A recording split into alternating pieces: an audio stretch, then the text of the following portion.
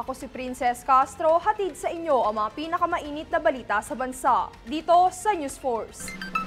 Sa ulo ng mga balita, kaso ng dengue sa bansa patuloy nang bumababa. DOE binabantayan na ang posibleng epekto sa presyo ng langis na patuloy na tensyon sa Middle East. Return ng articles of impeachment, kinumplika ang case procedures ayon kay Senator Pimentel. Isang environmental group nagbabala laban sa toxic water tumblers na binebenta ngayong balik eskwela. Olympic gold medalist Heidelin Diaz sasabak sa LA 2028 bago magretiro. At Trump hinimok ang Iran na sumuko na sa Israel air war. Patas at pantay na balita, komprehensibong ulat para sa pulso ng masa. Ito ang News Force. Para sa unang balita, inaresto ang kamakailang nag-viral na pulis matapos mag-upload ng video kung saan laman ang kanyang mabibigat na saloobing kaugnay ng pagkakaaresto kay dating Pangulong Rodrigo Duterte. Ayon sa NCRPO, inaresto nito si Francis Fontillas nitong Lunes na hapon sa Quezon City sa bisa ng arrest warrant mula sa Quezon City Regional Trial Court. Kasong inciting to sedition ang kinakaharap ni Fontillas kaugnay ng kanyang mga naging pahayag. Sa isang social media post, ipinaliwanag niyang ginagamit lamang niya ang freedom of expression sa kanyang paglalabas ng saloobin sa naturang issue.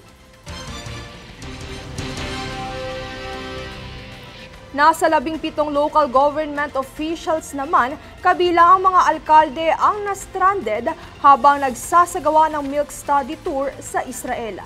Ito ay matapos magsara ng airspace at mga paliparan sa Israel kaugnay ng nagaganap na gera sa pagitan ng Iran.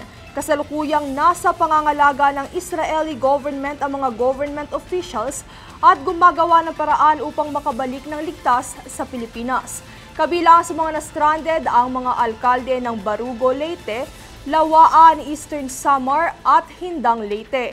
Bagamat magulo pa rin ang sitwasyon, planong dumaan ang mga Pinoy sa Jordan upang tuluyang makauwi ng bansa. Sa ikasampung magkasunod na linggo, patuloy nang bumababa ang kaso ng dengue sa bansa ayon sa Department of Health o DOH nitong Martes. Ngunit sa kabila nito, nagbabala rin ng DOH sa posibleng pagtaas ng kaso muli dahil sa pagpasok ng tag-ulan. Patuloy rin ang kagawaran sa pagsulong ng vector control at kampanyang taob, taktak, tuyo, takip at alas 4 kontra mosquito upang makontrol ang pagdami ng kaso ng dengue.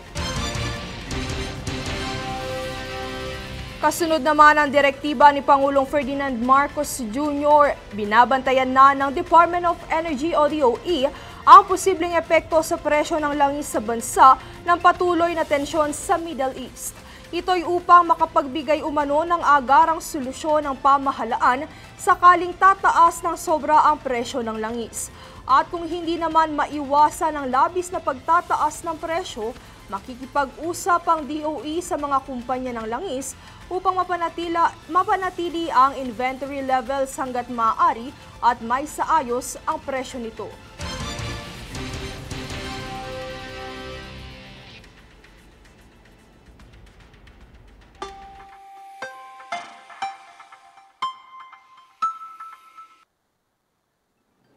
Isang pambihirang cloud formation ang nabuo at nasaksihan ng ilan sa Manila Bay. Kahit mula sa Maribeles, Bataan, nakuhanan ni Rob Kirby Villaruel ang cloud formation na nabuo nitong Martes ng hapon sa Manila Bay.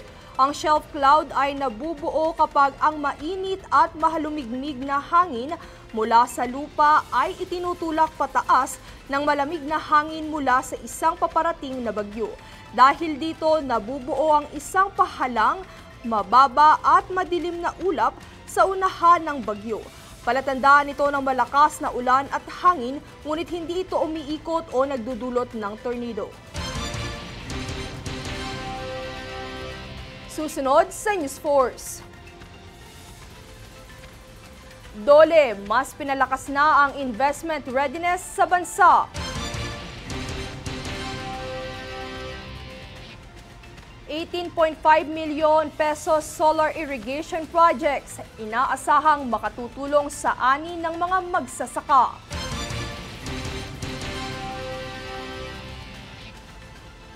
Return ng articles of impeachment, kinumplika ang case procedures ayon kay Senator Pimentel.